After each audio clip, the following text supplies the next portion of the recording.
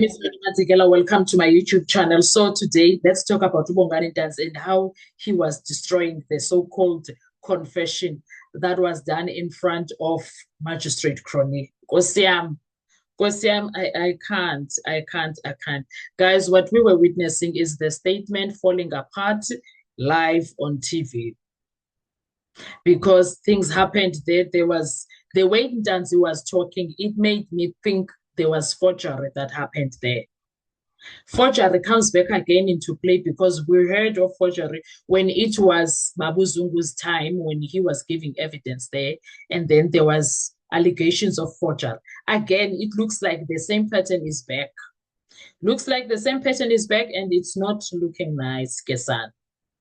It's not.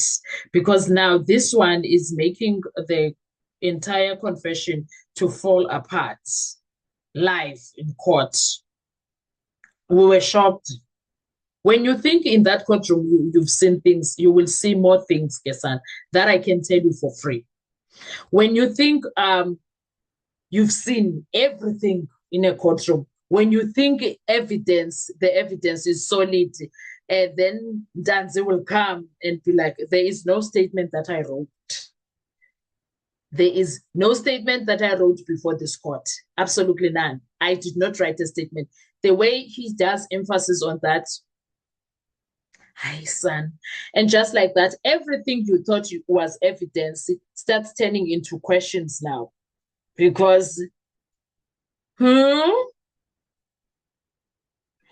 wow. Because now it's not about what the statements say, it's about whether that statement even belongs to Ubongani Ntanzi at this point. This is where most people miss things. Listen and listen very carefully, Sana, because, my God, the state brings in a statement, clean, structured, official, of course. You know how they roll. But under cross-examination, small cracks start to appear. Not loud, not dramatic, just small, technical, uncomfortable cracks. And you are like, mm-mm. And in law, Kesana, those are the ones that destroy cases. Those are the ones that destroy cases. Now let's talk about the initials. It starts with something simple, initials, right? The initials on the right form don't match the initials on the statement. Now, to a normal person, that might be something very small or seem very small. But in court, that's everything. Because initials are there for one reason, to prove the same person proved every page or approved every page. So if the initials don't match, then the question becomes who actually approved this document if it's not the person that is supposed to be the approver of the document. I Kesana, it gets worse. It gets worse, Kesana. Now, there are too many initials there. Pages that should flow from 1 to 6 suddenly introduce another page. Page sequencing starts looking strange. And now the courtroom is no longer looking at a statement. They are looking at something that feels like a document that was handled, adjusted, maybe even rebuilt.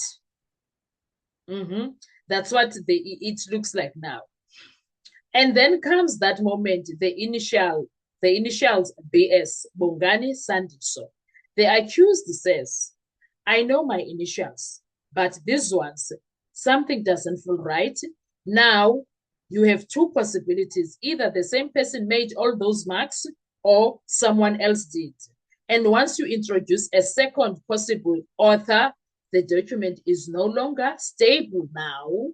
Can't be stable if something like that happens. Now we must ask questions.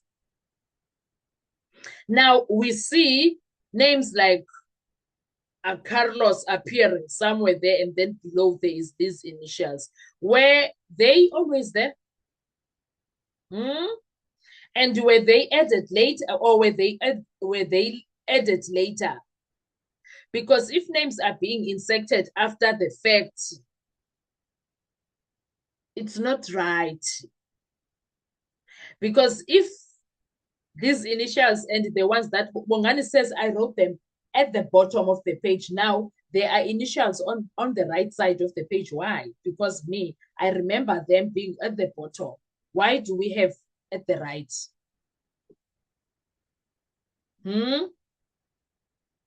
Then this is no longer a statement being recorded. This is a statement being constructed. And the accused drops the bomb. Then comes the moment, not emotional, not dramatic, just calm, direct. There is no statement that I wrote before this court. That's it. Game changes. Because now we are no longer debating accuracy. We are debating existence. Now the burden is shifting back to the state.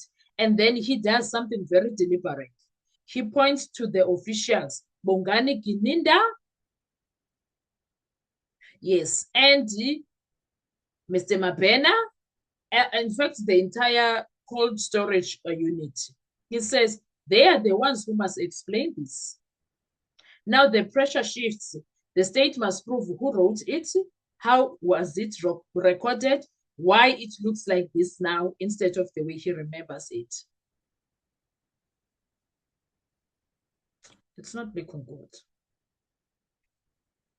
Now there's a missing real-time event here. And then comes the most subtle but most dangerous point. If I was narrating, she should have written that I stood up and left. That line is deadly quiet here. Why is it not here? If she was writing, she should have also written so and so took off my handcuffs. Why is that not here? Because real statements capture real moments. Interruptions, movements, reactions. If those are missing, then maybe this wasn't written live. Maybe it was written later. And Mr. Smart Pants Bongani Ntanzi noticed all of those things. He says, I'm not hearing you reading to me those details that I got up and left. That so Mr. So-and-so took off my handcuffs. That I was sitting opposite her. Why are those details not there? If she wrote everything. Now step back and look at the full picture. Initials don't match. Pages don't flow. Names appear later. Authorship is denied. Officials must explain. Real-time events are missing. And the question that destroys everything remains. Where did the statement come from? Who wrote the statement? Because in a courtroom, you don't win with suspicion. You don't win with procedure. You don't win with repetition. You win with proof. And if that document itself cannot be trusted, then what you are left with is not evidence. It's a problem. It's a problem, and that is the problem that Bongani Gininda and Baloyi, Mr. Prosecutor, have right now in their hands. And the question is, how far has this been? How far has this gone? How long has it been happening? So Undanzi destroyed that statement issue. If Judge Rata is a fair judge, he should throw these statements out. If Judge Rata Mokgwatleng is a fair judge, there is a lot of questions, there's a lot of doubt that is born out of everything that is being said here. He is supposed to throw out those confessions if he is a fair judge. That's what he is supposed to do. I don't know about you, but I feel like we are going to be here until Jesus comes. I don't know about you, but time will tell. Time will tell. One thing that I can tell you, the confession is under pressure. The so-called confession is struggling under pressure. Sanalam.